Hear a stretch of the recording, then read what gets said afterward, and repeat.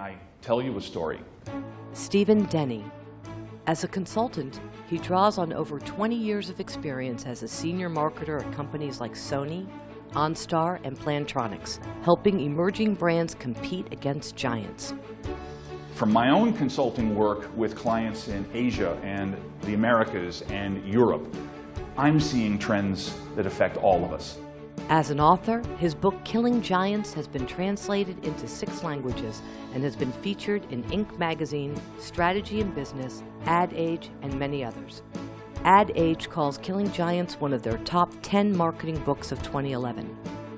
And as a speaker, Stephen Denny shares his research and first-person knowledge on the subject of competition, how smart brands win, even when their competitor is many times their size. Can you borrow a page from Robin Lee? Can you borrow a page from Searle? And use this as a competitive wedge when fighting against larger agencies for business. Would you like to control the message in your market? Do you want to know how to use speed as a competitive weapon? Do you want to kill a giant? I come from a bit of a marketing background professionally, having spent, I would say, most of my career on the brand side, working for some fairly good household names. I've also worked on the agency side, so I kind of get where you're coming from. But I think more personally, I come from a marketing and creative home. My father was a longtime advertising and PR executive. I was a member of the team that brought Porsche to the U.S. back in the 60s, as a matter of fact. And he went on and became a novelist and a filmmaker. My mother was a big Broadway star in the 50s.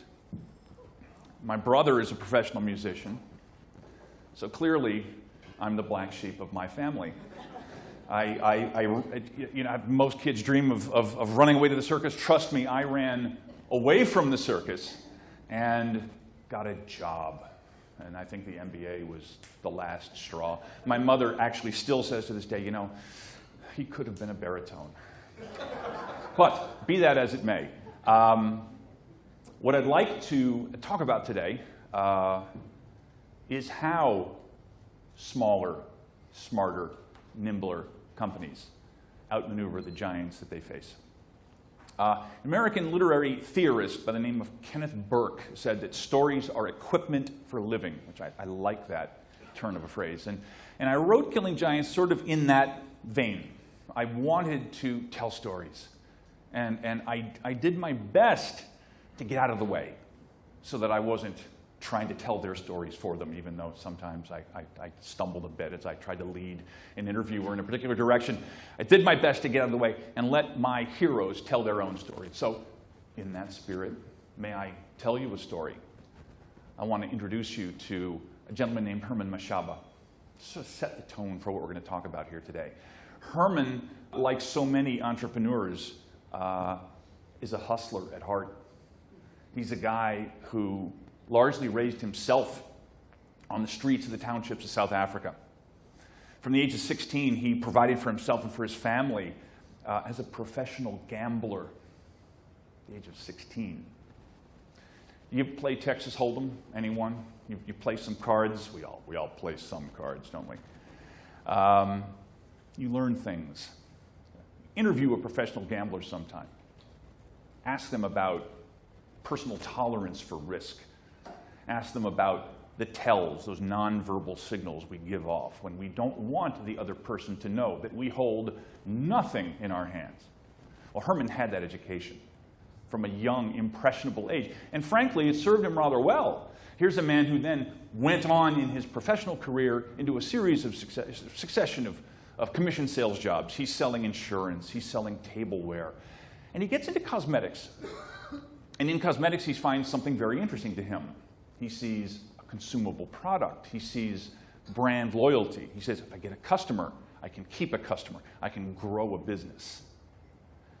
However, like many young men of his time and place and age, he realized that this track that he was on was not necessarily the one that was going to lead him to where he wanted to go. So he cautiously approaches a colleague with a background in manufacturing. He says, let's start a company. Let's do it in cosmetics.